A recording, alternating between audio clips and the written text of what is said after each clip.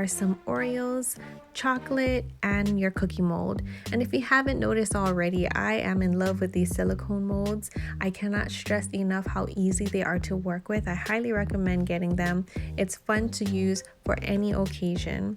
To make them is very simple. All you do is add a little bit of chocolate to each cavity, throw in an Oreo as center as possible, and top it off with a little bit more chocolate. You want to make sure that you put enough chocolate to cover the top and the sides of the Oreo. Then all you have to do is tap your mold so that your chocolate spreads and levels out. Put it in the refrigerator or leave it on the counter for 15 minutes and then they are ready to be removed. How satisfying is that? They remove so easily and the opposite side comes out very smooth and shiny. Perfect for decorating. I'm going to be doing a few different type of designs. This first one will be the XOXO, and then I'm going to go back and add some gold flakes later on.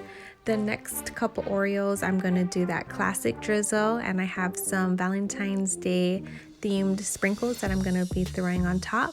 Now for this one, I'm just going to be doing a simple heart, and let me rephrase that. This was not a simple heart. This heart was so difficult to make. I had to do it a few times. My chocolate was setting so fast, so I had to hurry up and throw my sprinkles on there, so don't mind the mess that I made. For my final two Oreos, I decided to just buff on a pink luster dust over it. Unfortunately, I didn't really like how it looked in person. On camera, it looks pretty good, but I didn't like it in person, so I kept it out of my thumbnail if you haven't noticed. And then going back into my XOXO, I'm just gonna add some gold flakes and call it a night.